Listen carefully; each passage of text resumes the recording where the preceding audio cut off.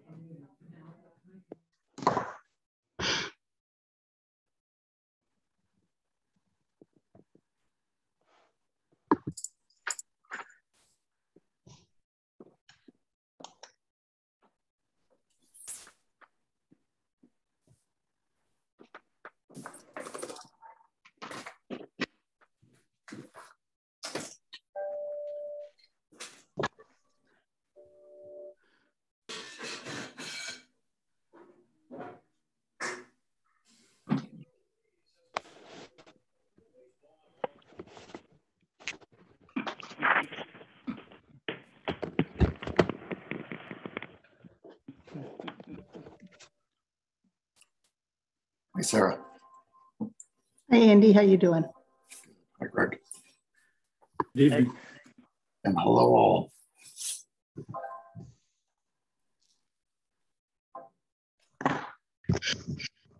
Good evening.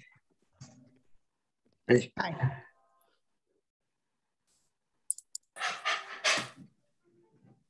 Evening, everyone. Evening. Good evening, Peter. There.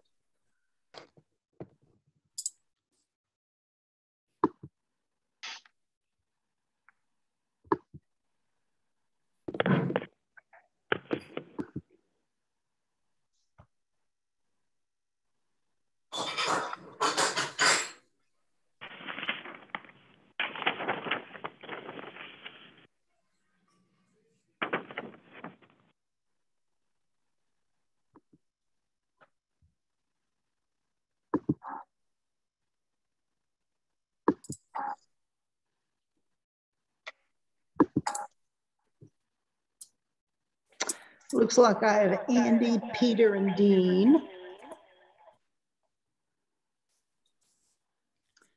I would ask everyone to mute themselves.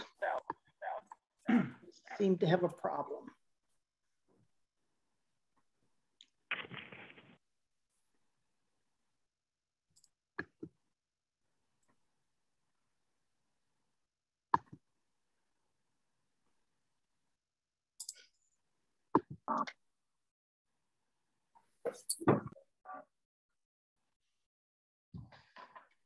We need Mark and Maury.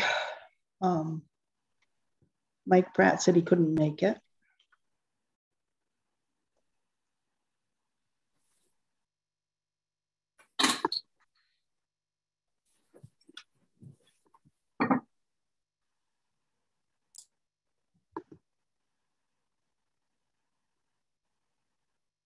Gail's on.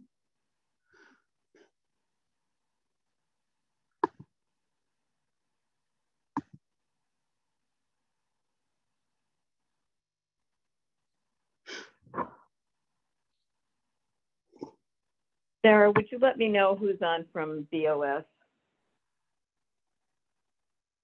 From Board of Selectmen? Yep. Nobody yet. Okay, but when they come in, I'm going to add them. I have Jack Burke here from CPC. I have Ellen Lufkin from Board of Health. I have Peter Colarusso from Board of Health. I have Sarah Collins from Library. Peter Gordeau from Cell Signaling Technology. I have the fire chief on.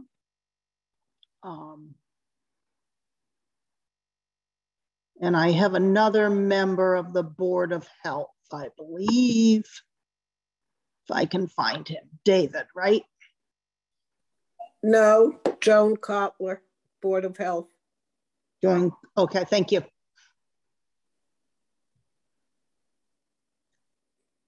Crowded. Right.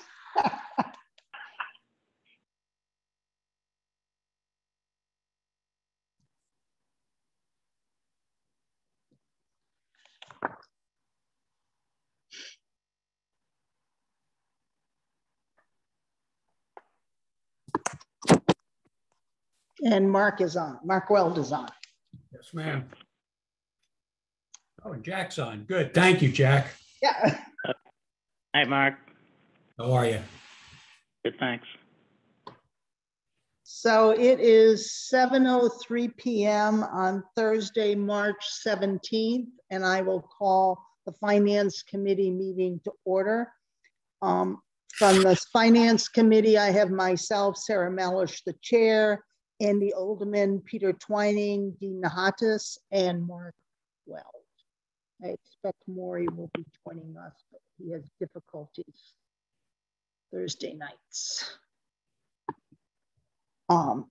So the first item on the agenda is an additional CPC request with respect to preserving historical fire department equipment. I've circulated the application submitted to CPC to the board. It's my understanding there were 3 applications, and it's the first 2 that were approved by the CPC in the amount of $10,000. Mr. Burke, would you like to speak to this?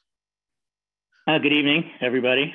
Sorry for the late addition of this item. It came a little bit after you voted to approve our last slate of CPA approved projects.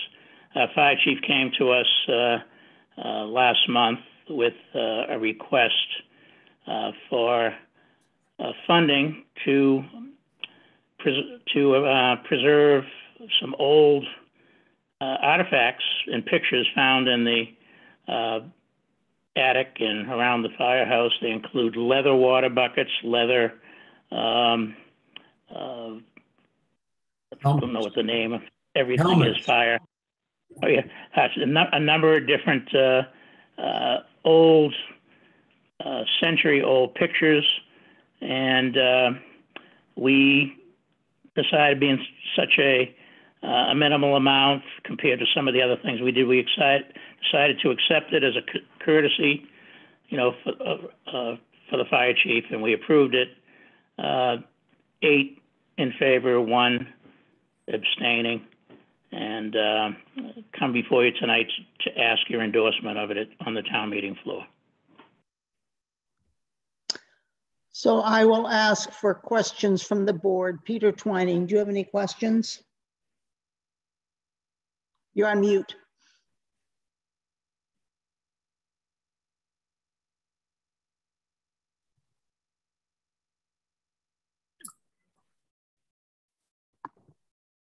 Excuse me, I was muted. I'm sorry. I do not have any questions for this, Sarah. Excuse me. Okay, thank you. Andy Olderman? Just a quick question about the fire truck. Is that the one that's already at Seaside One? The fire truck. Yeah, go ahead, The Jack. application for the fire truck is passed over at this time. The fire chief has found an original Manchester fire truck from 1929, not in our possession. He would like to find a way to purchase it and then eventually ask the CPC for funds to restore it. The CPC funds cannot be used to purchase a historical asset. They can be used to restore. So at this time, until the town is in possession of that truck, we've passed over that application. Okay, gotcha. So the request is really just for the buckets and the helmets. That's And the correct. photographs as well. And the photographs. Yep, thank you. You're welcome. Dean Nahatis, do you have any questions? Well, I think that this is the right use for these funds. Will they be displayed at the Seaside One or at the fire department afterwards, or what's the end use? Yes, Chief Cleary has informed us that room permitting, they will be displayed at Seaside One. Some of the pictures will be hung around the firehouse, and I would hope that maybe the Historical Museum, if they have a special day or ability to view these on certain anniversaries, we'd be able to put them over there. But yes, the answer is they will be out for public view. Thank you. Mark Weld? No, I was present at the CPC meeting when we considered these, and I voted in the affirmative. Okay. Do I have a motion to approve the additional CPC request in the amount of $10,000 to preserve the historical fire department equipment and photos? You do. You have such a motion. Peter moves it. Do I have a second? I'll second. Andy seconds. Any discussion? I thought it was $4,500. No, the total of the two is 10,000. I see. Okay. Yep. There was one for photographs for 4,500, and then there was one for the buckets and the helmets for 4,600, and they rounded it to 10,000. Right. I see. Okay. Okay. Yep. Any funds that are not used will be returned to the general CPA funds. Okay. Any other questions from the board? I will take a roll call vote. Andy? Yes. Peter? Yes. Dean? Yes. Mark? Yes. And Sarah votes yes. Thank you, everyone. Have a good evening. Thank you Thanks, very much. Jack. Thanks, Fire Chief. The next item on the agenda is the library maintenance budget. Is somebody going to speak to us with respect to this item? We've already approved the entire budget for the town. We would struggle to make amendments at this point, but if you would like to present something to us. Yeah, hi, Sarah. Rick Rogers here, Library Board Trustee Chair. I prepared a statement, so I'll just go ahead and read it. Thanks. So to be clear, I don't want to talk down anybody, so I'll speak slowly and I'll read it, but don't try to infer too much in my tone. So here we go. To be clear, we agree that the idea to consolidate services, streamline systems, and reduce costs for the town makes sense. Unfortunately, the proposed tactic to reduce the library budget would be extremely detrimental to the library and the town. The current fiscal year 23 budget proposal to the towns for the library budget in ClearGov stands at $508,929. This is $15,087 below the library's initial proposal of $524,016. The reason for the original specific figure is due to Massachusetts law.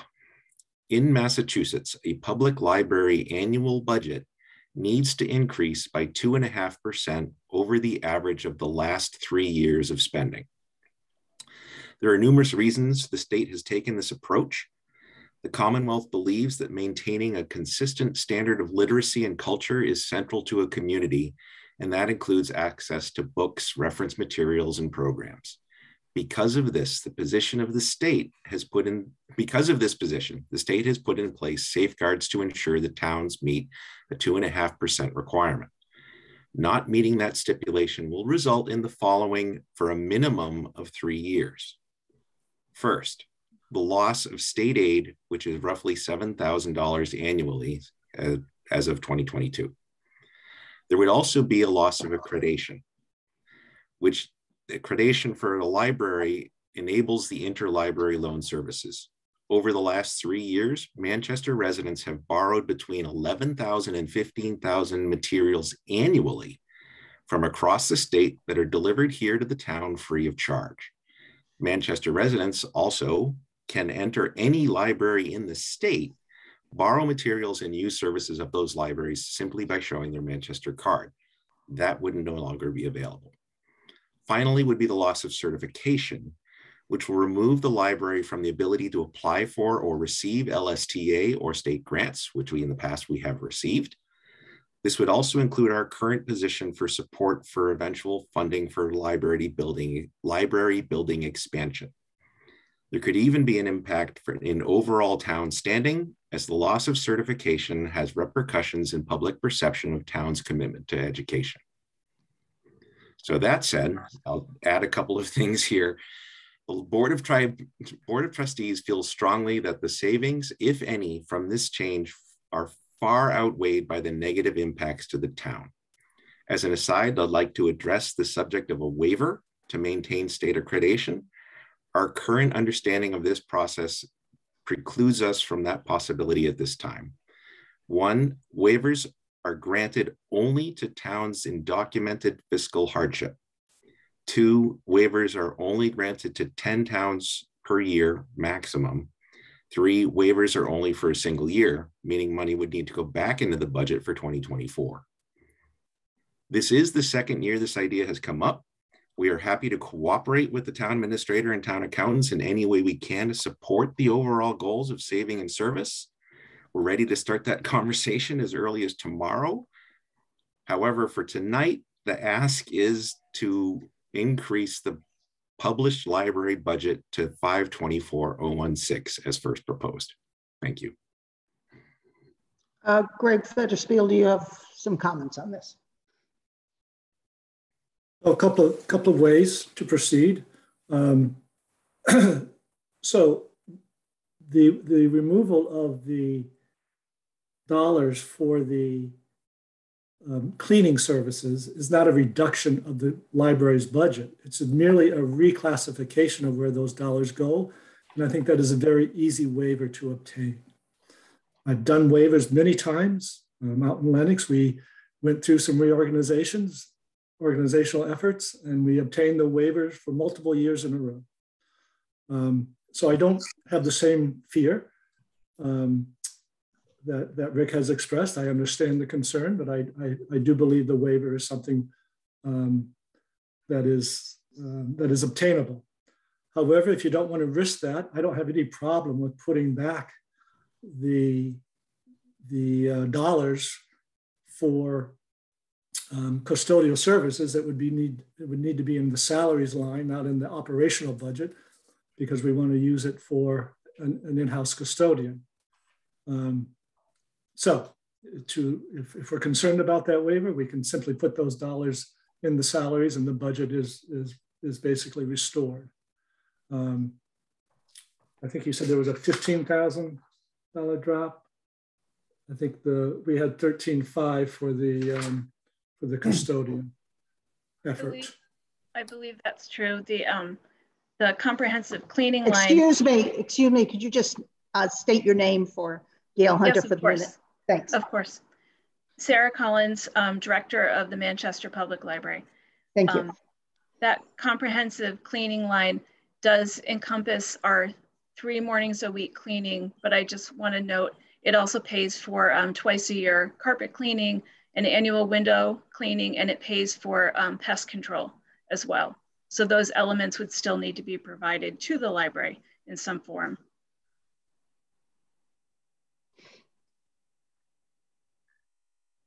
So the dollars for those, Sarah? Those are all within that 13. No, I understand, but do you have a? Sure, yes, I do. I do. For those. Yes, the contract with Manchester Cleaning comes to $916.33 a month. They get approximately $11,000 a year for those 3 mornings a week. Our biannual carpet cleaning has come in at $1,098 for the 2 times. So that's the total of the 2. The annual window washing is $695. Pest control it's about $1,000 a year. They come in bi-monthly or seasonally. And I believe there's another couple of thousand in question. So that comprehensive cleaning that encompasses those 4 pieces is $13,500. And then the other couple of thousand, I believe you then in your edits, Greg, I believe you then took the books and materials line down a couple of thousand as well. Right. So just for everyone's education, as part of that whole state aid math, the library needs to spend 19% of its budget on books and materials. So by reducing other line items, you can save some on that 19% factor, right? So the books and materials budget could come down if the cleaning budget comes down. But again, you still have to meet the 2.5% increase over a 3-year average.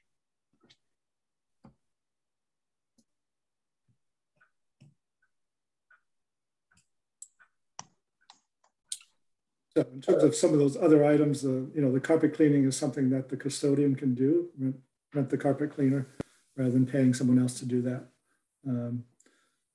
Pest control is something that would still have to be done. Window washing, all those windows, some of those are pretty high up. That would be challenging. Mhm. So are we considering that these would be dollars that would be moved out of the fund that we've kind of allocated them to and then shifted back over here just for accounting purposes?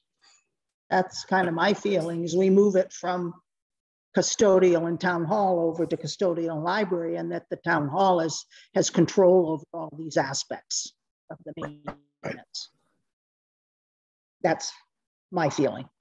Yeah. Yeah, that's, like I said, that's a little more accounting work, but it's perfectly doable. I mean, I've been surprised for the last 2 days to see a private landscaper doing the grounds. I would have expected that DPW was doing the grounds. The Friends of the Library received a CPC landscape fund and for restoration of the grounds. And they have just had some success with a team out there this week to start that preparation. But that is that one line that was funded. Yeah, and the Friends are also using some of their additional private organization funds for that. I was going to say private funding in addition to the standard budget.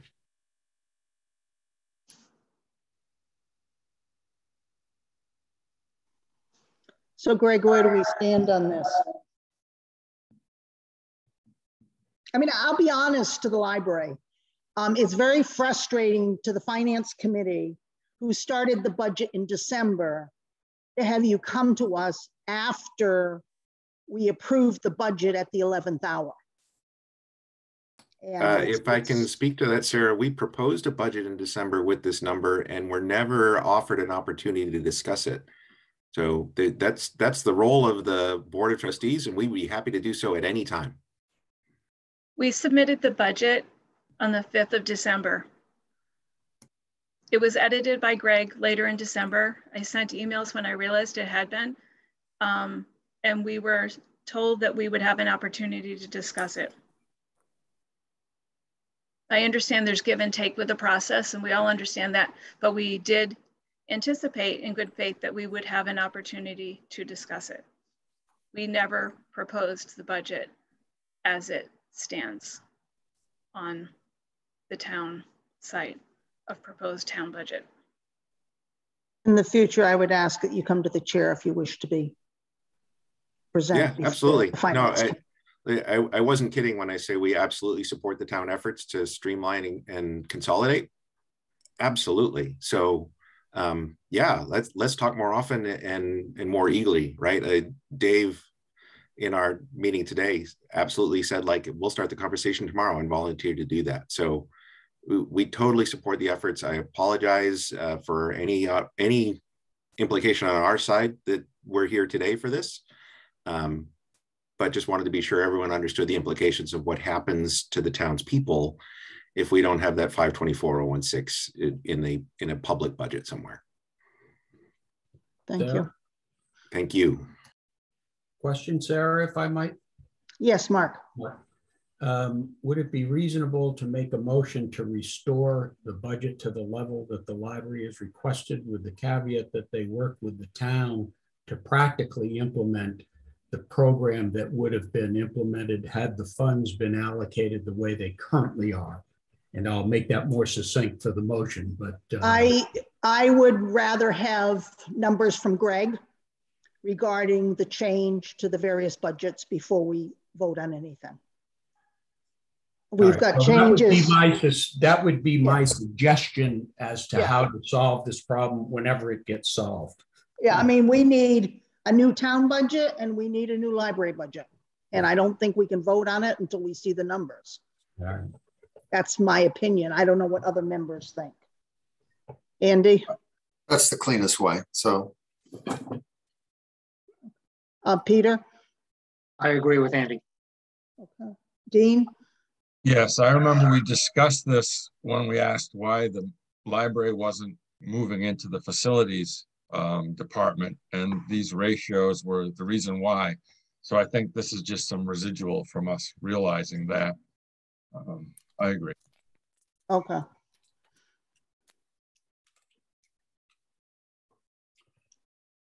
Maury. So just a question. I have a question, Sarah, when you have a moment. Who's that? Maury. Maury. Thanks, Maury. Sorry about the late. It's Thursdays are tough. Greg, it's really more a question for you. You've set up a custodial system based on labor hours for library and town hall. Does this affect that, or how are you ending up with like a partial person here, or how's that working? But it's really just where the money sits. Okay. So the goal is to have that full-time custodian that can provide services to the library, into town hall, the Seaside One, et cetera. The hope is that it'll actually enhance services and without costing more money. So it's just a question of timing, Sarah. Do you want to, Sarah Mellish, are you thinking you will meet next week then? We just have to finalize the budget within the week.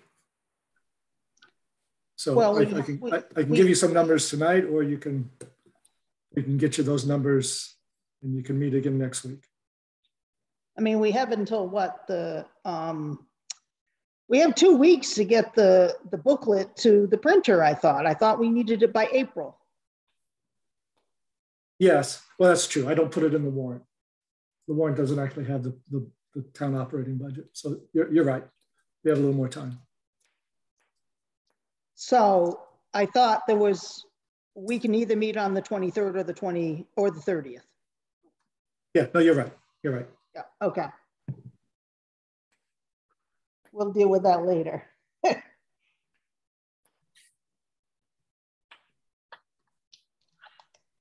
So it would be a very minor increase to the bottom line, a couple $1,000.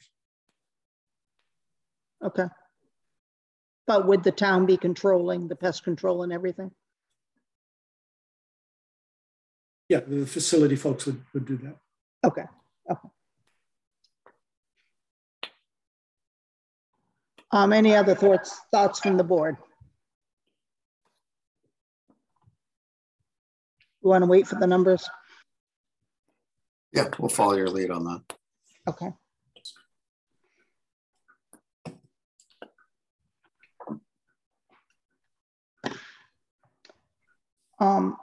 Next item on the agenda is the Board of Health, the health agent request. Thank you very much. Thanks. Good night, sir. Good night. Good evening, Madam Chair and Finance Committee. My name is Peter Colarusso. I'm a member of the Board of Health. I am filling in for Paula, who's out of town this evening. We sent you a very detailed package. I don't intend to read that and put you all to sleep. I would like to give you a little background information that's not in that packet to help put everything in context. We had shared a health agent in the 90s with Essex, I'm sorry. When that relationship dissolved, the state gave us a temporary waiver to hire another health agent. The state mandates that every municipality have a health agent. Over the decades, we had received several letters reminding us that we were understaffed. We needed to staff up. So why now? Admittedly, the health department, the health staff has done a tremendous job. There's no arguing that. The pandemic aside, we've seen an increase in Title V with the real estate market. I'm sure you've noticed the beach closings in the last couple of years. Both of those activities take a lot of time to test and retest and record keeping. So there's a shortage of hours under the current system of 26 hours with a part-time clerk. But more importantly, without a health agent, we are not allowed to participate in regional meetings. Only health agents get to sit at the table and vote. We are allowed to audit it so that we can keep track of what's going on, but we don't have any say. Only health agents are by law permitted to implement the policies of the health department. And when we had the mask mandate, we were in an awkward situation where we had to work with the police to have the police mandate and monitor the mask mandate, which obviously is not good use of their time. You are aware of a lot of activity on this various committees for sewer and clean water. The things that are being discussed, again, will fall, many of them will fall under the auspices of the health department. Without a health agent to implement them, we obviously won't be able to benefit from the policies. We wouldn't be eligible for grants. Senator Tarr has told these committees that there is state money available now and federal money in the near future for infrastructure for sewer and water. So the small additional expenditure for a relatively small, for the health agent would be paid back many times over if we had the proper organization to implement it. So if you have any questions, I'd be more than happy to answer them now. Well, I believe there was one issue about regionalization. The current law, Chapter 111, states that health agents and employees in a regionalized relationship report to the respective boards of health. Our health department reports to the town administrator, so we would not be able to enter into a regional relationship, assuming one of the towns even wanted to. So that's why we're requesting things now. We believe that there are additional information and additional interest from the state in upgrading all the local health departments, and we want to be in a position to take advantage of that. So we would ask for you to support our request at the town meeting in April, I believe. Thank you. My concern is there seems to be some question as to the availability of candidates and whether you can find somebody who can do both the health and the Title V, and that the budget changes would vary based on what type of person you hire with what qualifications. So my suggestion is because this is still in flux, that it might make more sense rather than trying to adjust any budget, which is, we're going to have troubles with if you don't meet your budget in the various line items. It might make more sense to use ARPA funds to provide the funding necessary to allow you to hire health agent and then report back into us next December regarding your progress. I don't know what other board members feel.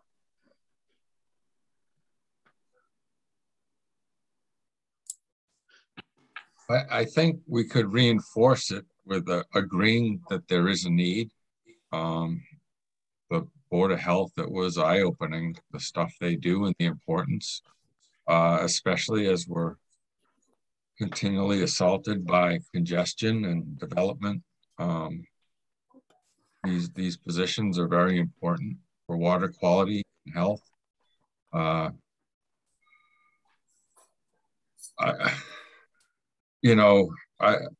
would like to give a recommendation that we do look to fill the position, but if it doesn't get filled because of, it's going to take some time, that money could come out of the professional services expenses or shift back down the way it was before. We don't have that. Yeah, we don't have that much flexibility in the budget to move between salary and contract services, whereas with ARPA funds, it's outside of the budget. Right. So there's flexibility. Okay. That's where I'm coming from. I agree with that. And we with the thought that in the future, if we do fill this position, that we would intend to fund it. Right. Yeah. Maury, your thoughts? As I've said before, I am very concerned this year about the ads of employees. And I think we're talking about ads in the fire department, police department, and Board of Health. And, these employee ads tend to go with us forever. And I just think we need to look really, really carefully at this. And I feel like we've gone this far without it. I would recommend we continue to go on the path we've been on and try to economize on this as much as possible. Andy? Well, I'm sensitive to the points that Maury's making. I do, but I don't know. I think it would be worthwhile to try to understand the benefit. I feel like I still don't have a great perspective on the need. I mean, we had a pretty good sort of extensive presentation about all the different services that are expected to happen under the Board of Health, and I understand that generally, but I don't understand from the hierarchy of adding an additional person. How does that change how that work flows? And I am also kind of still interested in trying to understand any opportunities for sharing that kind of a position. Mark? I agree with much of what's been said. I think that I would be okay doing the ARPA thing, but the Board of Health would have to understand that when that cost reverts to us next year, I guess. I don't know how long the ARPA funds will fund. I think ARPA can be 3 or 4 years. 4 years. I would 4 years. I would be okay with ARPA, and then even next year, if Mr. Colarusso and his folks from the Board of Health could come back to us and say the efficacy of this additional person has been X or Y, with the understanding that we'd all reassess at that point. I think it's basically a efficient cost option, but I agree with Maury, just to flat out go forward now is a difficult call, because you really just don't know what the ultimate cost will be. May I speak to some of those issues, Madam Chair? No, let me have one more board member speak before you do. Oh, I'm sorry. I also have my hand up. Yes, but I'm to speak as well at the appropriate time. Thank you. Peter Twining. I agree with what Mark said. I'd like to hear a little bit more about whether ARPA funds can be made available for this. I think it's a good suggestion. And I don't know whether they've already been committed in other directions.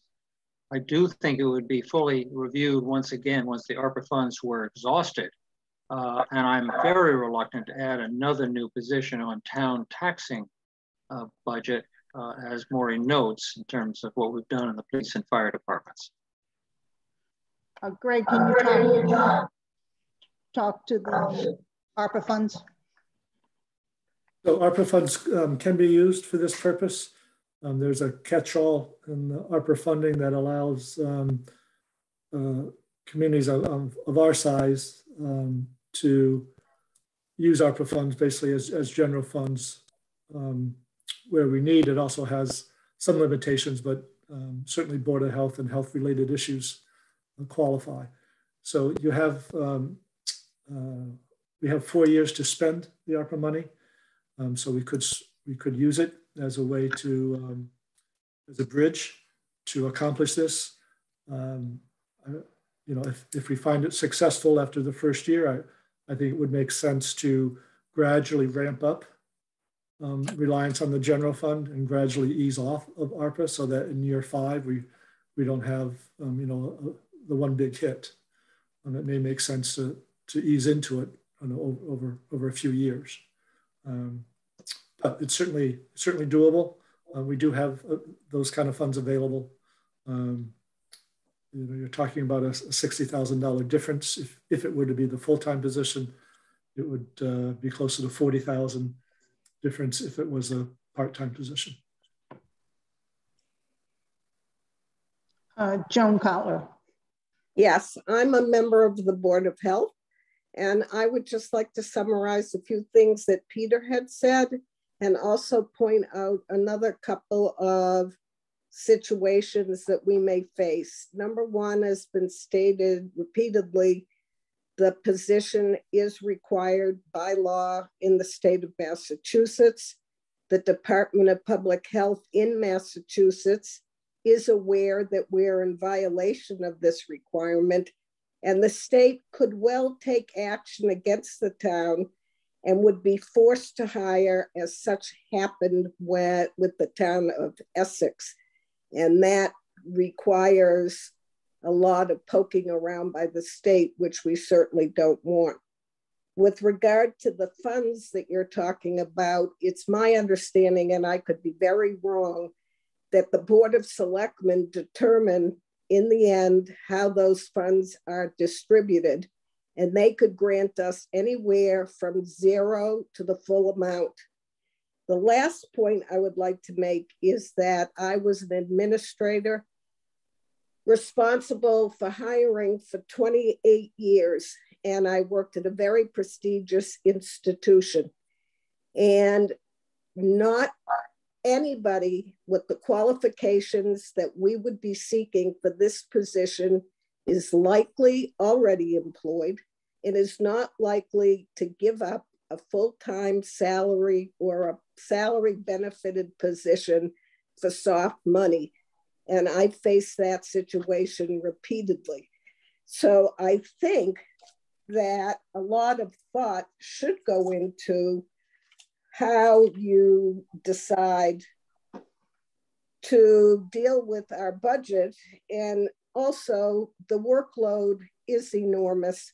And I think you're not doing service to yourself, the town employee, the town population, by not really understanding what the Board of Health is involved in. And I urge you to really consider sending this budget on to the appropriate place. And I think that you will find that the citizens of the town have really come to appreciate during the pandemic what the Board of Health is responsible for. And I think that you may face a very disappointed and angry group. So thank you for your time. Thank you. Ellen Lufkin. Mute. Ellen? Can you hear me, Sarah? Yes. Okay. Good evening, everyone. My name is Ellen Lufkin. I am an employee of the Board of Health for 32 years now. I have worked at the Board of Health through a lot of different staffing arrangements over the course of those 32 years. I just wanted to share that I think this effort to staff is in some way trying to fill a position that was vacated years ago. And also that the workload outside of the pandemic, this workload is there. I carry a huge part of this workload, and I can tell you in my 32 years, I have never, pandemic aside, seen a time where the Board of Health has had as much work before them as we do now. And when I came into the job, my job was full-time, and we had a part-time health agent. And the workload then was far, far, far less than it is now. The workload is immense, and that is outside of the pandemic. And then in terms of regional efforts, I just wanted to share that most of the regional efforts that are happening now are less about regionalizing for a health agent and more about sharing services for the extra additional special items like grants like for tobacco control, for mental health services in the school, for things like the Mass in Motion grant. So cities and towns are moving forward with sharing things, but they're doing it after already having a base level of staffing in their office. And I really feel like this money and this hiring is to put us in a baseline position where all the other towns already are and where we used to be many years ago. So that's just what I wanted to share. Thank you. Thank you. Peter Colarusso, I'll let you make a few comments. I just want to make it clear to the Board of Health that the budget was submitted to us in December. We're now at the 11th hour, and you're coming forward asking for budget changes. And we feel that the ARPA funds are a more reasonable way to meet your requirement for an additional employee without having to change the budget. Because if you were to hire somebody in December of 2022, you would be halfway through the year and we would have already eliminated a good portion of the consulting services budget, and we can't move things between the consulting services and the salary budget line easily. So go ahead, Mr. Colarusso. Well, thank you for the suggestion. And I can't speak for the entire board, but for myself, I would certainly support any kind of an effort to get this position as soon as we can. And as Greg suggested, if we start with the ARPA and then gradually over 4 years transition, that's fine by me. Of course, I'm only one vote. I would like, though, to go back and reinforce the, make sure everyone understands, technically we have nobody in town that is legally authorized to oversee any existing or future policy of the Board of Health. Only health agents can do that. And if somebody disagrees with our position and pushes back, we have no recourse. It's almost, it's very frustrating to be in a position where you try to do what's right, and if somebody decides they're going to ignore you, there's nothing you can do about it legally. So I'm sure you can appreciate that position. My sense is that you all understand and appreciate the importance of the Board of Health. And, you know, I thank you for your support. And my understanding is the selectmen are meeting Monday night, and the staffing of the Board of Health is on their agenda. So could we wait to see what happens there before we make any final decision? How long have you been without a health agent? 32 years. I'd say we're way in violation. Okay. Yeah, but we could. My last conversation with the state was we could be censored, we could be fined, and we could be mandated, and that we should really consider a strong effort to fill a position, even if it takes a while. At least advertising it proves good faith effort, right? Yeah, I'd just like to reiterate one last point to disappoint you, Sarah. I'm sorry.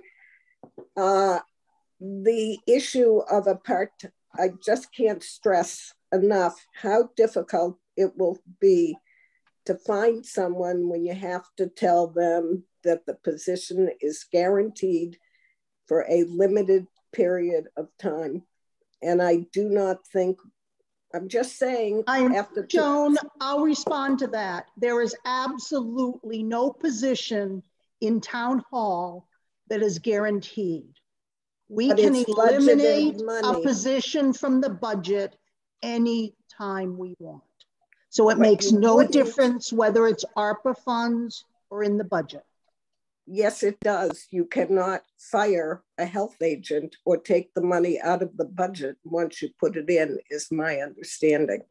And I'm just trying to let you know what my own personal experience is for looking for highly qualified people when you cannot offer them at least a salary benefited position, with the understanding that any position in the town's budget could be eliminated. That's true in every job.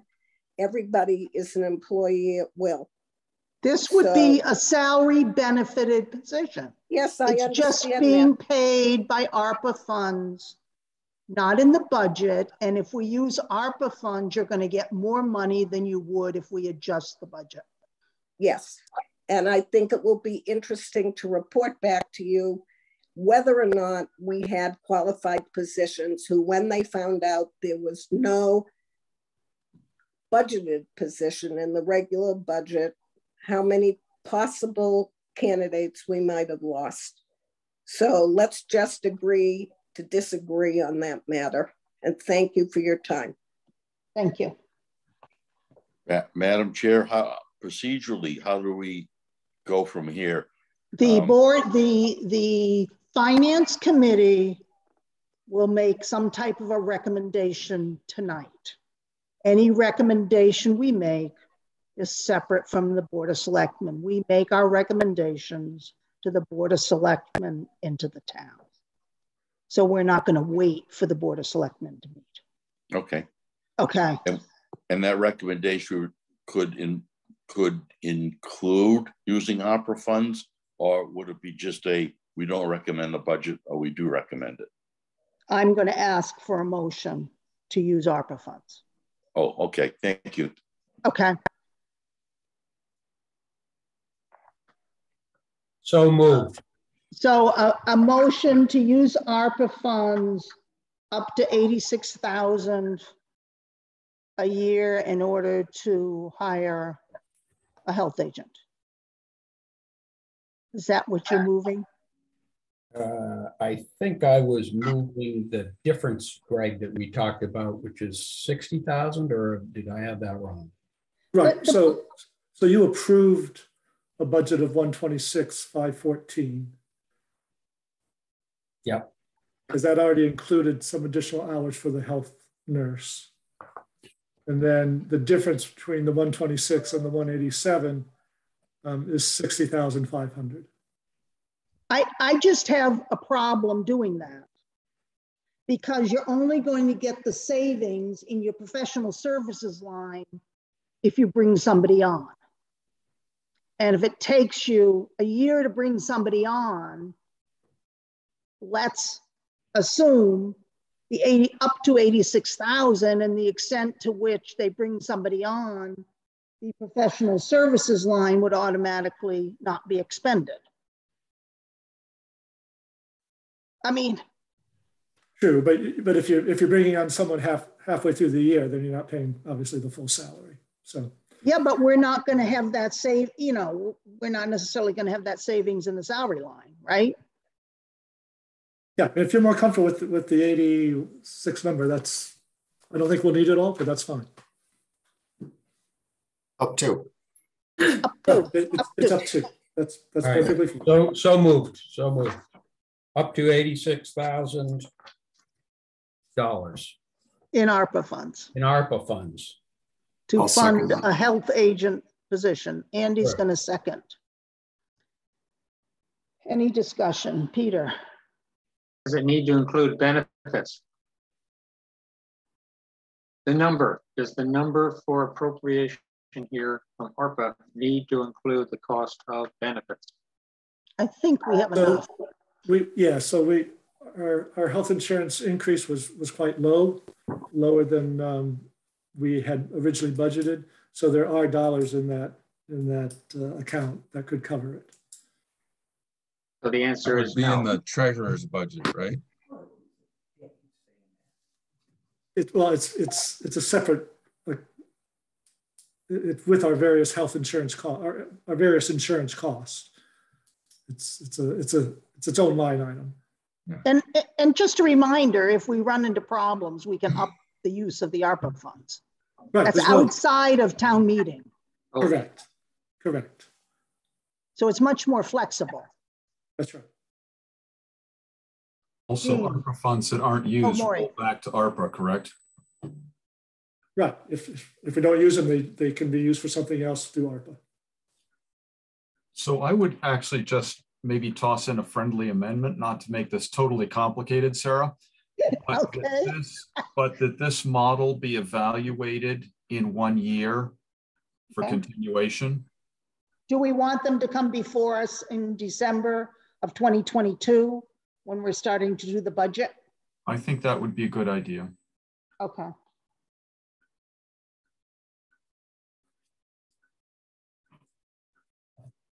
And then we can reassess and figure out where we stand and where they stand on hiring somebody and what it looks like and whether we use ARPA funds for another year or whether we move things into the budget. Does that make sense? Yes. Yeah. Okay. Dean. Agreed. Yes. So Mark, are you okay with that friendly amendment? Absolutely. And Andy seconded. Any more discussion?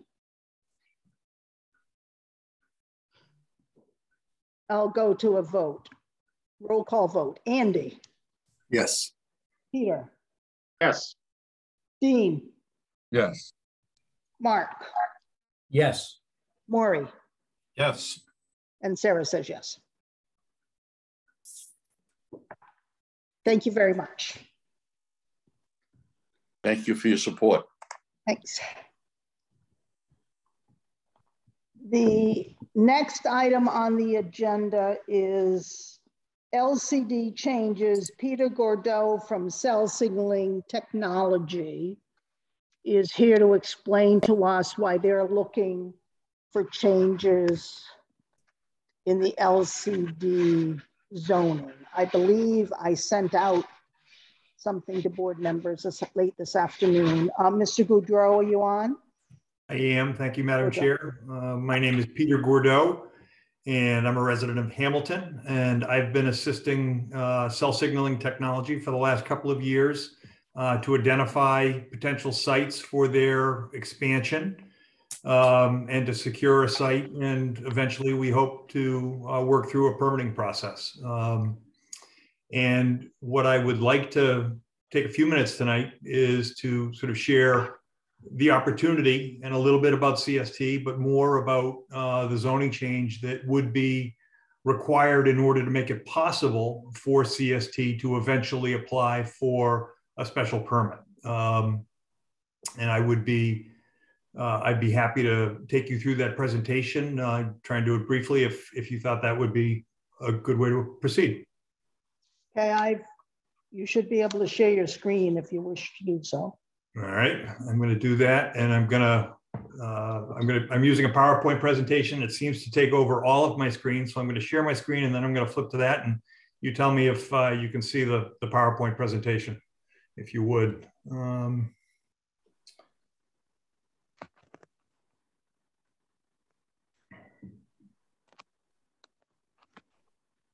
Yes. You see the full screen? Yes. Okay, great. So as you know, your master plan, one of the two major recommendations in the master plan was to increase town revenue through plan development in the LCD.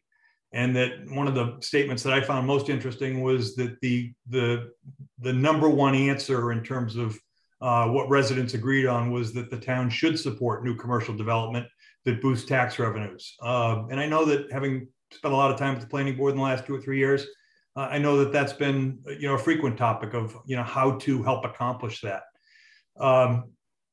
The planning board has proposed an amendment to the zoning bylaw, which would allow the laboratory use, which is presently only allowed west of Pine Street, essentially the Gordon College property, and would allow that to would enable that to also be allowed in the area east of School Street.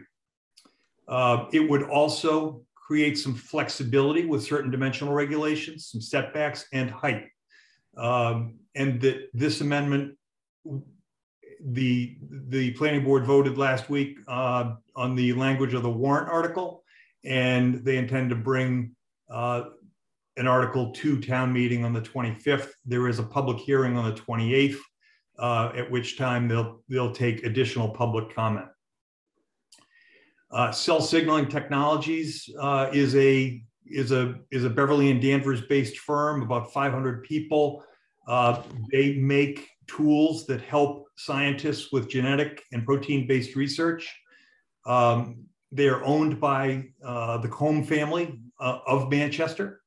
And again, the most important theme here is that what they would propose to do on the site, which is a 40-acre site at the end of Atwater Avenue, the old quarry, but their use is not presently allowed.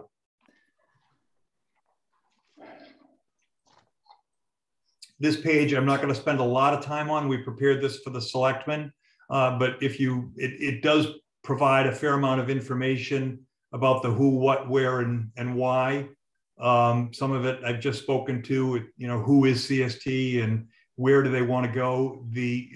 I'll talk about the what. We are presently conducting due diligence on the feasibility of this site. CST envisions a first phase if we get through a number of hurdles. CST would envision a first phase of somewhere between 125 and 200,000 square feet of lab and office campus. Over time, I think that campus would grow. CST is growing, and one of the reasons we're pursuing a new site is so that we can accommodate that growth. As I've said, it's the old quarry. Many of you probably know it. The when here is obviously the first step is a town meeting to see whether the zoning would be changed, and after that we would begin the public permitting process. And just some of the benefits, and I'll touch on these again, but obviously the reclamation of a blighted site, the enhancement of conservation resources in the town. CST is extremely conservation minded. One of the attractive elements of the site is the connectivity to the trustees' property and other conservation land. Obviously tax revenue this would be a high value, probably we think low impact, but high value facility, which would generate positive tax revenue to the community, and a good corporate citizen. So we think that if this ever happens, it's fulfillment of a number of your master plan goals. This slide summarizes the bylaw changes, not in the language of the bylaw, but just in layman's terms. The use change would be to allow laboratory use in the area I described east of school. The height limitation would change from 35 feet to 55 feet in the LCD only. The other mechanical spaces would be allowed to be 15 feet on top of that. That height increase already exists in the bylaw, although it may be 10 feet presently. But the purpose of that height change is to encourage more cost-effective design, reduce the footprint and the impervious surface, and most importantly, for this particular use, to enable us to have state-of-the-art lab design, which currently calls for a 16-foot floor-to-floor. Wow. So a 55, for our use, a 55-foot building would only be 3 stories. I think that's an important clarification. Wow. I saw, does one of your members work for Sims Bainey? He may want to jump in on that, but the setbacks would be, we've created the planning board has proposed flexibility with regard to the setbacks so that they would have the ability to reduce those if it meant the opportunity for better site design. There is a minimum lot width in the LCD bylaw, which says that lots have to be 5 acres and they can have no width less than 500 feet. This would eliminate that 500-foot width component. And it would increase your lot coverage to 40% by buildings and accessory structures and 60% by total impervious surfaces versus 20 and 45 respectively.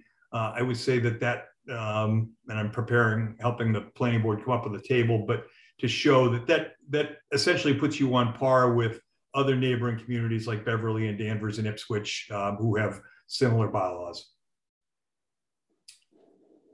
And feel free to stop me at any point. This slide just shows where your LCD is. It's shown here in green. The area here, the LCD area west of Pine, is where laboratory is currently available by special permit. The proposed amendment would allow it east of school in this area here. Your uses that are currently allowed in the LCD: business and professional offices, recreation, municipal uses, and photovoltaic.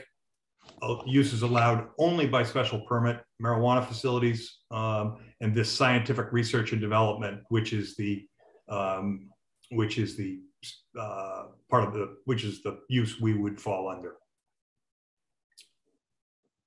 This slide also shows the LCD, but everything you see in color is land that is currently encumbered with some sort of conservation restriction. Therefore, only the striped properties are either developed or potentially developable. And I think there's been some discussion about, gee, what is the potential impact of these changes on the LCD, on the town? You know, are we going to be overrun by commercial development? And I think that this slide is intended to show that, frankly, there's not a whole lot of the LCD that is potentially developable. And therefore, I think that speaks to the potential impact long-term on the town. Obviously, back to the fiscal side of this, your master plan encourages, increasing town revenue through plan development for a number of reasons, which are set forth, many of which are set forth here in this table. This list of capital needs is taken from the master plan. It totals between $65 and $85 million, depending on how you can't count potential grant money, but I think the total exposure here is about 85. And that doesn't really include anything for a wastewater plant, which I know is, facing challenges with regard to sea level rise and that kind of thing. So I think that the purpose of this slide is to convey that this will, that the town has needs in which I'm speaking, and I don't need to tell you folks that, but that we think that this would be a significant tax generator for the community. This slide is simply the actual language of the warrant article. And that's my presentation. Thank you. You're welcome. I need to... questions from the board.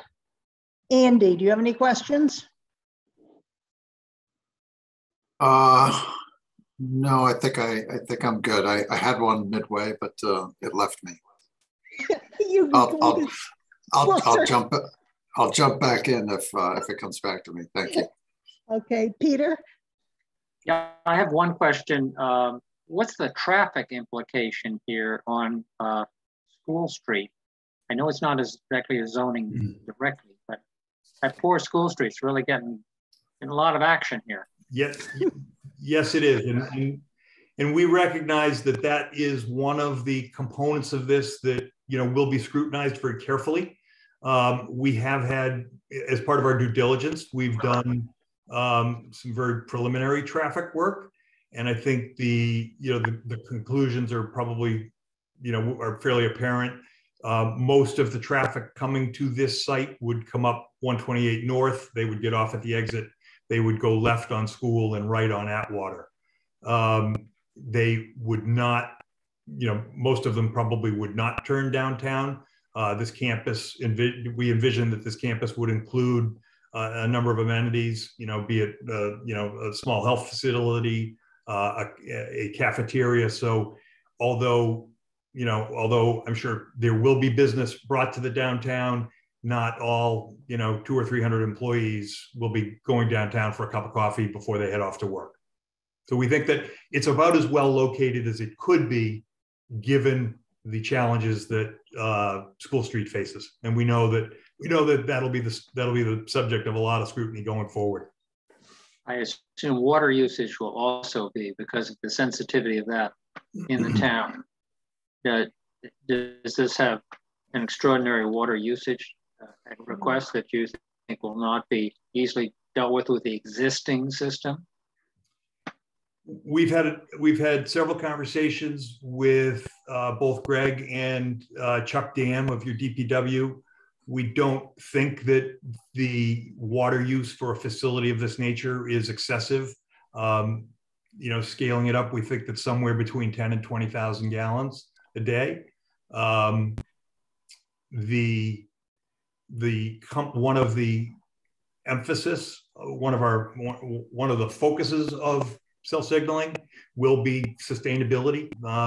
They walk that walk today, and it's a priority in this new facility, so that I know that minimization of consumption will be part of that process. Thank you. Mark? Yeah, just in continuing with Peter's question, the installation of the water access to the site, given the composition of the site being ledge, and also the same question regarding sewer, both usage and access, and how that would work. Is there any thought been put into that yet? Preliminarily, on a preliminary basis, we've looked at multiple ways to bring both utilities to the site. We think that there is a very attractive opportunity to go under 128 through some existing culverts, and then follow the mill to forest route back to town. With both water and sewer? Say it again. With both water and sewer? Yes, sir. Okay. Well, that's always been the one of the main concerns up in this site is viability of utilities and water and sewer. If we can solve that problem in a reasonable way, that would be going a long way, in my opinion. And that's we've been we've been having some, very constructive conversations with Greg. I think one of the things that we have to sort through between now and the end of our diligence process is, how do we come to a comfort level that access to the sewer, will be available, when the time comes. Okay, thank you. Maury? Yeah, Peter, thank you for that presentation and the slides. This is really good. It summarizes things well. Given that we are a finance committee, and I hope this question isn't a little out of turn, but our focus is finance and revenue, any ballpark estimates as to what might be looking at here for tax revenue? And I don't know if that's a question for you, Peter, or for Greg, or I'm just curious what this might look like in the future. So, Greg, feel free to jump in, but Greg and I talked a little bit about this yesterday, and I can tell you how big the facility might be. I can tell you what it might cost, but as I've gone to look at other local communities who have similar facilities and how they assess them, it's interesting that they're not assessed at anything close to their replacement cost. So in my conversation with Greg yesterday, I sort of threw it back at him and said, think about how you might assess this. But we're talking about a facility of, say, 150,000 square feet. Lab today is, probably $500 to $700 a square foot to build. You have an $11 or $12 tax rate. I would think you could that generates a number somewhere between $500,000 and $1 million, depending on, what you think your assessed value might be. And there's probably some complexity now. I'm way out of my league. There's probably some complexity as to the actual value of the building, given that it's somewhat single purpose and it's not Kendall Square. There isn't somebody else who'd move in tomorrow if it was no longer that use. But it's significant. Great, thank you. Do you have any thoughts on that, Greg? I think that sums it up pretty well, actually. Okay. Dean? You're muted, Dean.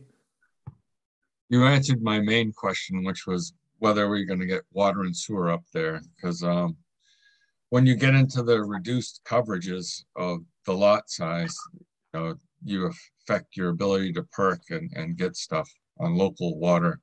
So it would be, we're building an area, we've long wanted to get commercial up there. And if we can get a sewer, if the sewer and water can meet the capacity requirements, then this sounds like a good project.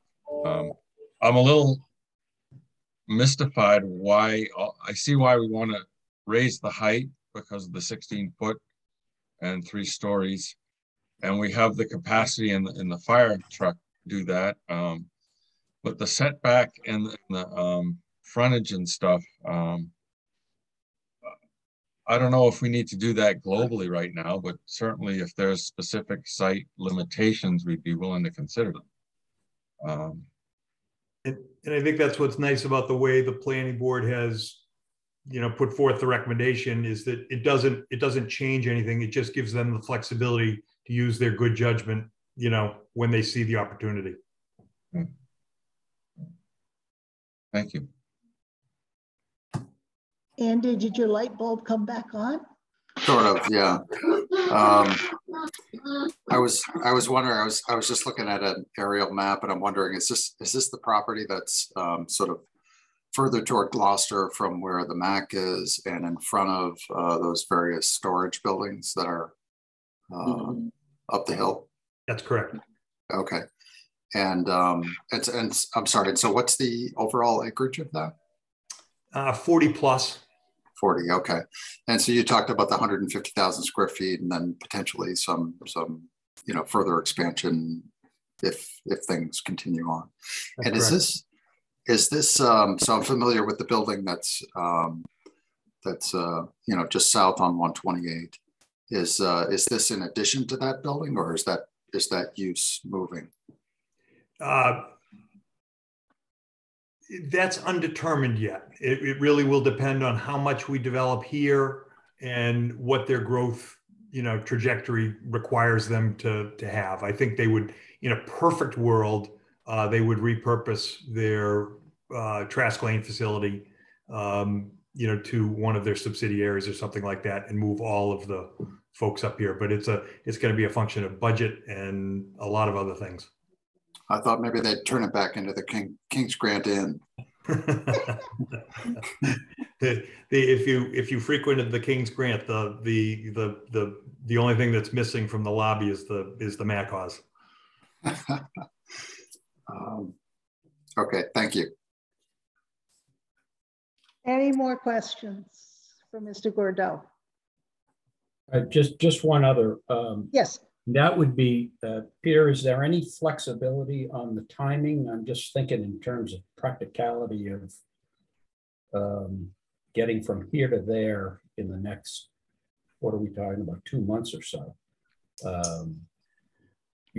So I think you're hearing that a lot of us think that this is a very good idea, use of the site, subject to answering some questions, but there'll be lots of those. So is there any flexibility in the timing?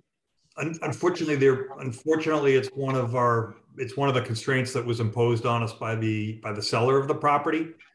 We have to know, we were only given until this town meeting in order to affect this change.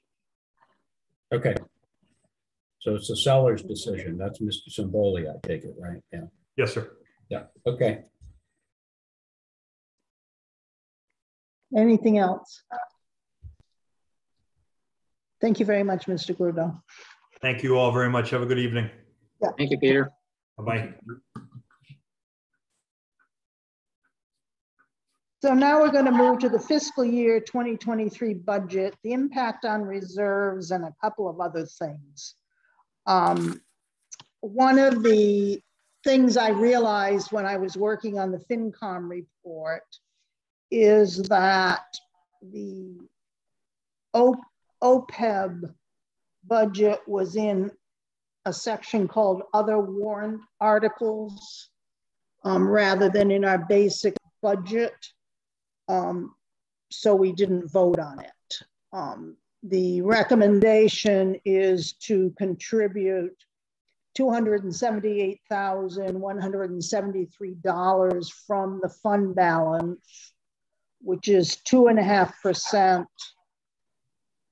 over last year. And I received the OPEB report very late this afternoon, and it looks like our value of our assets between June of 2020 and June 30th of 2021 has increased by about $1 million. We had $791,000 in earnings. So we're looking pretty good. So I was wondering if we want to vote on the OPEB funding tonight. Sarah, a question, please. Yes. On OPEB, I believe we're on a schedule to be, I'm going to call it fully paid up. I'm sure that's not the expression. Does this maintain our task of getting there within a time frame that I believe was something in the mid-30s, I believe? Yeah, it looks to me, and this report is a little complicated, but it looks to me like the minimum required contribution to do what the 30-year funding we originally talked about was about $53,000. And we're talking $278,000. So we're definitely ahead of schedule on retiring the unfunded liability. The assets earned 30% last year. Obviously this upcoming year that might not be so good. But it's all invested in a state fund, which does well. So it looks like if we continue on, our path has been to increase the amount we contribute each year by 2.5%. And it looks to me like if we continue on that path, we'll pay it off prior to that 3032, the 2032 year. Okay, thank you. Yep. Yeah. That's what the question was I was asking. Yeah, our OPEB liability is now at 4,000, about 4,600,000. But the report's very complicated because it shows the cost of the current premiums we're paying going into it and the claims. So it's a little convoluted, and there's no schedule showing anymore when we'll pay it off. You know, it's a current. Was that a fair representation, Greg? Yeah, that is. No, you did a pretty good job. It is a little hard to decipher. And we are a bit ahead of schedule, and even more so when you consider that the projections are assuming, 6-7% annual increases in health insurance, and in the the last 5-6 years we've been 4% or below. So we're even further ahead because of that. So we're doing well. Yep. 30% return helps. Right. We're assuming 7.5%. Yep. So do I have a motion to approve the OPEB contribution of $278,174 to be paid from the fund balance? So moved. Do I have a second? Second. Maureen seconds. Any discussion? I'll take a roll call vote. Andy? Yes. Peter? Yes. Dean? Yes. Mark? Yes. Maury? Yes. And Sarah votes yes.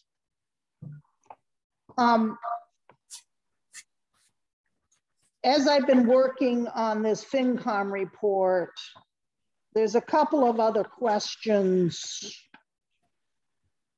that I'm confused about, Greg. One is we talked about capping the increase to the levy limit at 2.5%, but it looks like the tax rate is going up 3.2%. Is that due to the school override or something else? Right. So what's driving that is the last portion of the new elementary school bonding, which is outside of 2.5. So they bonded for the last pieces, so it increased the bond payments, and that's what that additional 0.7% is for. So we're increasing the levy limit only by 2.5%. Right. Okay. And I can't figure out what's happening to our reserves, so I'm going to need Andrea to give that to me. I can't figure out which years are which years. Yeah, she put together a spreadsheet of the last 6 years, so she can walk you through that. She, unfortunately, she and her family have all gotten some sort of a stomach bug. Okay. Otherwise, she would be with us tonight and walk us through it. But okay, she can sit down with you and walk through the spreadsheet she put together. Okay, good. Yeah, that was kind of my other question. Sarah? Yeah. Yes, Peter. On the reserve, do Yeah. we have enough information to have some indication whether we're keeping it at the same 14% level, or are we still short of information to know that? So the projection. Go ahead. Yeah, the projection is that it'll drop. The free cash will drop down to 3.2 million, which is actually below that 10% range. But then we have 1.8 in stabilization, right? Right. So then you still have some in stabilization. So the combined keeps it right about 10%. Okay, so we're going essentially from something like maybe 12.5 or 13. 15, a couple of years 15. ago. Yeah. Okay, yes. But well, a few years ago, yeah, it was quite high a few years ago. Which, by the way, I think we should take a little bit of credit for, because this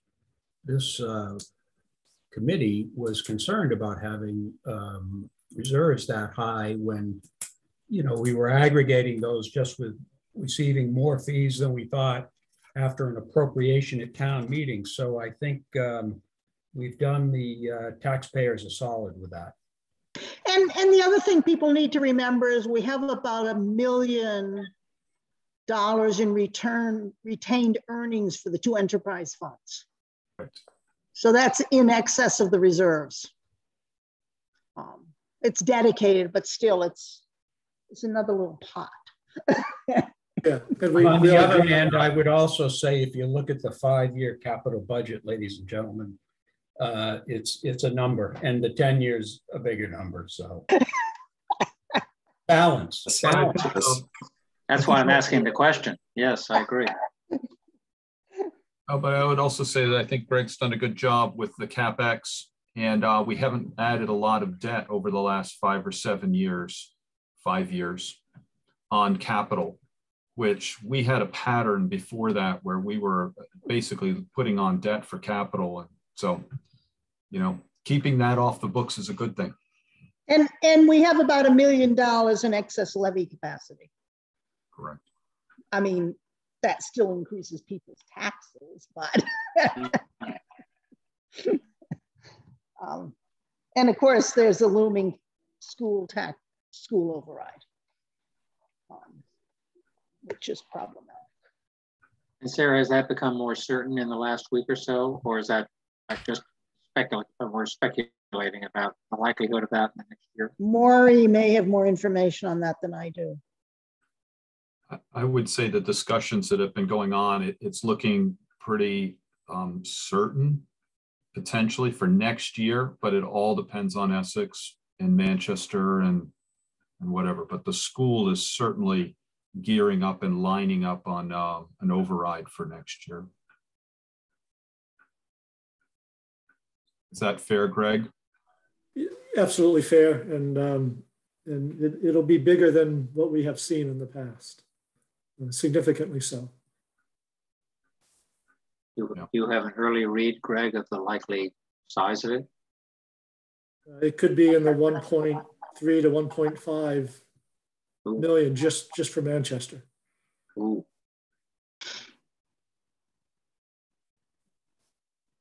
I think the other thing just to keep in mind is that we're looking at on building a new elementary school in Essex. Yes. Probably sometime around ideally 2030 to 2032. And given the current going prices of schools, that's probably about a $50 million nut.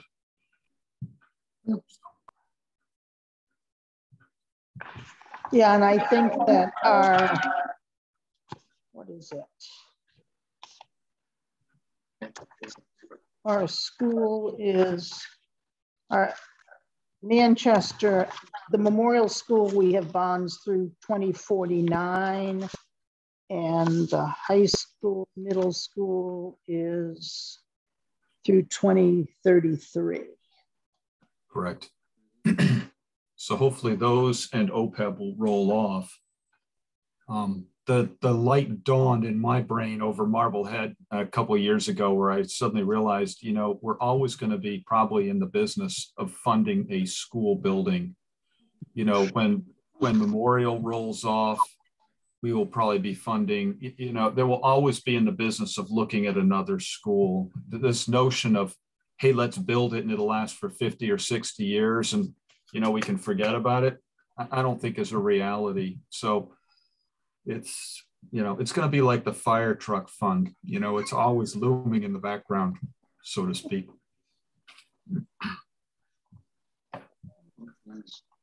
Any other thoughts on the 2023 budget?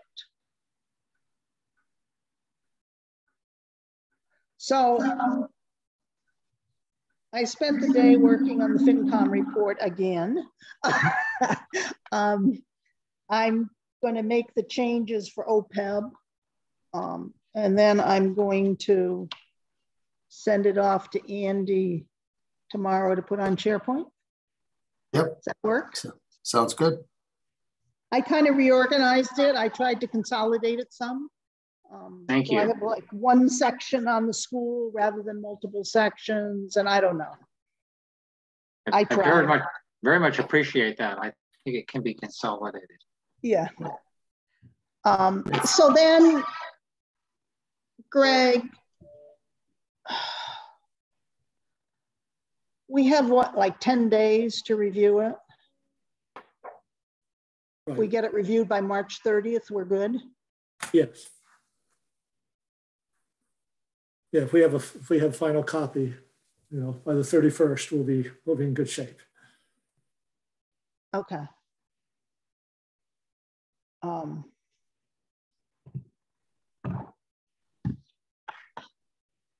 Next item on the agenda is liaisons to other boards. I think at our last meeting, we talked a little bit about planning board changes, zoning changes, and the need to understand the financial consequences and be able to communicate that to the town. Mark has graciously offered to be a liaison to the planning board, which I think would be very useful, on the condition that he transfers over the liaison to the CPC to Andy, who I think has agreed to do it. Absolutely. And I don't know if there's any other boards to which we need liaisons. Maury. I'm glad to keep going with the school. Oh, good. If you will. And yep. That's been kind of a long running thing, but glad to do it. Okay, good. So Maury's the school and Mark is the planning board and Andy is CPC. Yeah, any discussion? By the way, if you know, Andy is also in the similar industry that I was in, if it was either his pleasure or the board's that he be planning board and I continue CPC, I can do that. But I proposed it the other way because I figured it might just be easier, that's all. Yeah, no, I think it makes sense, Mark. I think your experience is going to be very helpful on the planning board. I appreciate that. Thank you. Yeah. Any other thoughts? By the way, I built one of my last buildings. I built a bio building. And if I could have built it for $700 a foot, I would be now, you know, the icon of the bio industry. So I know. I was going to say that's about what the school is going to cost. Labs are over 1,000 easily. Yeah. And if it was something to do in the semiconductor industry, that number would double. Oh, crazy. Yep. Yep.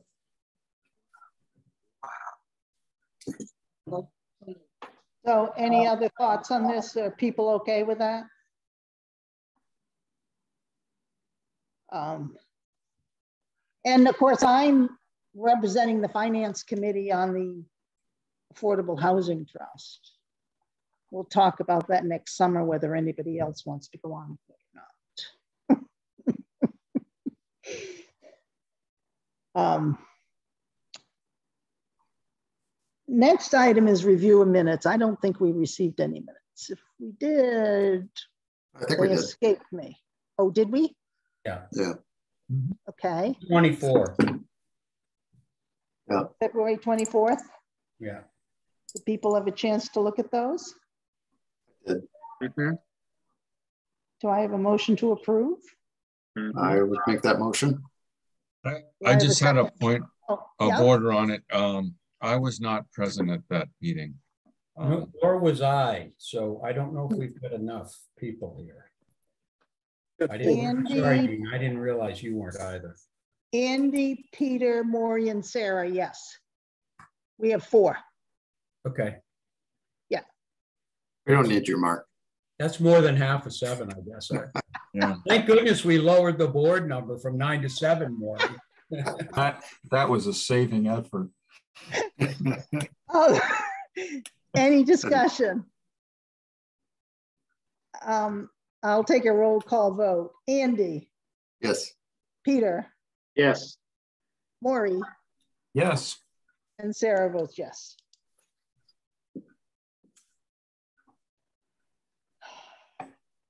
Who seconded that, please? Who seconded that? I'd be happy to if it doesn't, you know, it, Yeah, need I a don't think second. anyone did. That's why I'm asking. Dean and Mark were not there. Correct. Right. Okay, fix it. Thank you. Next meeting date. So should we plan on meeting on the 30th and skip next week and meet on, is it the 30th? You want to meet on Wednesday or Thursday? Could be either day. Both are available for me. Thursday's a little better for me. Okay. So let's say the 31st to do the final FinCom report. I'm assuming everyone will have been able to go into SharePoint and make all their changes before then. And then I guess we would need to review the warrant articles. Yes. Right, Greg? Are there many of those, Greg? No, there's only, besides the budget ones, the only other ones so there'll be an article about a room tax for short-term rentals, Mm-hmm. The LCD, Mm-hmm. the changing the name of the selectmen to the select board. Mm-hmm. And there may be a straw vote on the SAFER grant. So I think your position on that is not to recommend, but there may be a straw vote on that. I'm not sure. The selectmen haven't made that decision yet. And is Cell Signal on that lineup, or is that at the next town meeting? No, that's the LCD change. Oh, that's the LCD. Okay, LCD. Yeah. And then dispatch is at the June town meeting. Correct. So we can meet on that in like April, I think. Sarah, how do we handle that? That is, we don't know how that will be voted. So do we just simply budget it in the normal way, understanding that, no. So the budget for 2023 is status quo. I see. Okay. So it's my understanding at the June meeting, the dispatch would be put before the townspeople. And I don't know if in that warrant article, it might include additional funding if we were going to stay local for additional dispatchers. Yes, it would. Yeah, so we're going to need to take a position on that before the June 11th meeting. It's my understanding that the Board of Selectmen are discussing it next week. They will be discussing the report from the regional on center Monday. On Monday. Okay. I don't know if I doubt they will finish their discussion. Yeah. And then on Tuesday, they're having a public forum on the potential zoning change with respect to increased density within a half mile of the train station. Correct. Right. And again, that's Tuesday at 7. Right. That's Tuesday at 7. Again, sort of an introduction to what the new law is asking communities to do, and we have 2 years to decide what we want to do or not. And who's the host of that discussion? The selectmen will host that.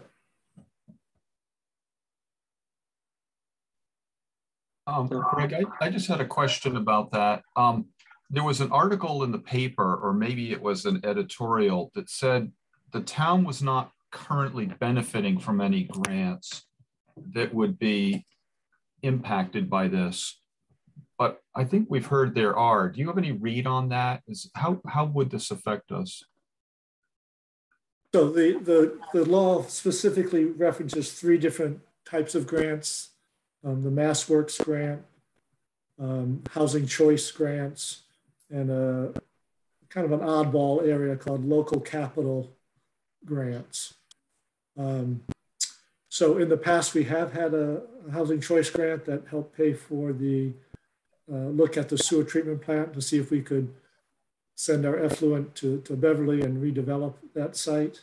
But we don't have a current housing choice grant right now.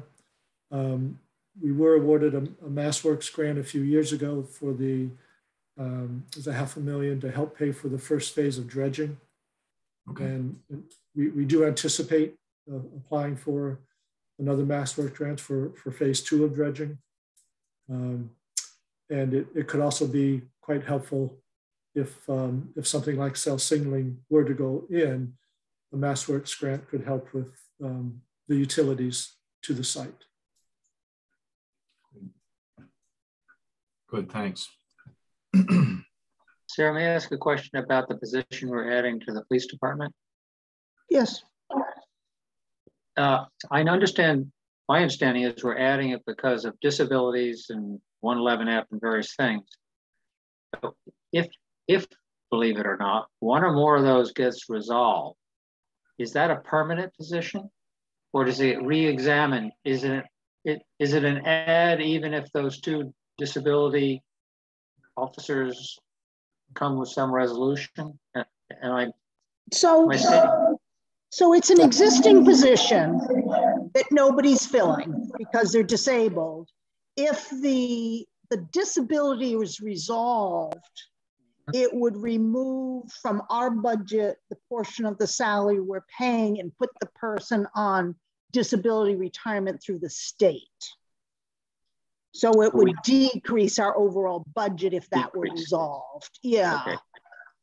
And I think the other reason for that position was as a transition to the Police Reform Act, the concern about losing reserve officers, which we rely on heavily in the summer. I just wanted, it was the first part that I wanted to assure myself that we would go back to the original number when that's resolved. If right. Ever. Right. But I think it's only another 3 years, is it, Greg, before he's eligible for retirement? Right, correct. So only. Right. Yeah. So the only caveat I would add to that is, if police reform has the impact of eliminated basically all of our reserves, then a second request would come forward to add a position. But that's like, the transition is like 3 years, right? Correct. 2027. Yeah. We've got a couple of years before we have to make that decision. And since it's only a portion of the salary that's being paid to, I believe, the 111 person, is there only a portion in the budget for the police department, or is it the full salary? It's a whole salary to hire a new person. Because we're still paying, to hire a new person, yes. Yeah, we're still paying the portion. But there's not an unused portion. I mean, say we pay 65%, right. I don't know, some percentage. Is the 35 still in the budget, or is that? No. Fine. But we're just budgeting right now for the partial salary payment that we're obligated to. Partial salary. Yeah.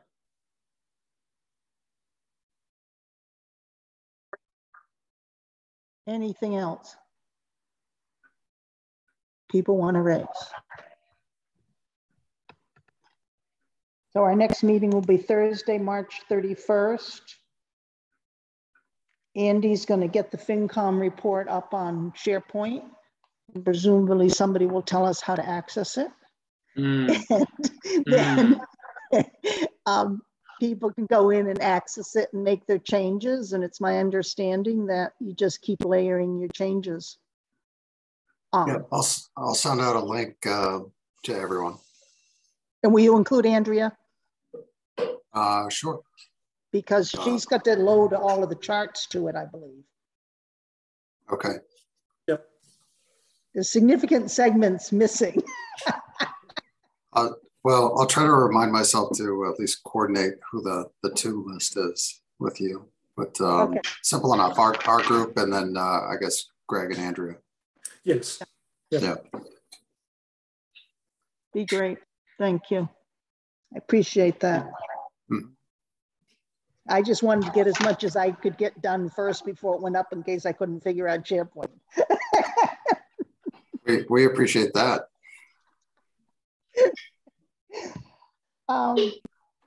If there's nothing else, I'll take a motion to adjourn. Move that we adjourn. Peter moves. Do I have a second? Second. Maury seconds. I'll take a roll call vote. Andy? Yes. Peter? Yes. Dean? Yes. Mark? Yes. Maury? Yes. And Sarah votes yes. Thank you very much. Do people want me to send you the OPEB report? No, please. No? Not me. If it's easy, Sarah, I'll take a look. And I presume at some point we'll connect with Dan Sherman and right. Yeah. We'll have him come in. But yeah, Maury's got my proxy on that. Yeah, I was going to say, Indy and I knew that was coming. I just like to look at that 7.5% ROI. Yeah. That's the budget. You're going to look at 30 actual. Right, right. Yeah. I wish mine was 30. Yeah, really. Thank you, everyone. Good night, everybody. Have a good week off. Yeah. Good night. Thank you.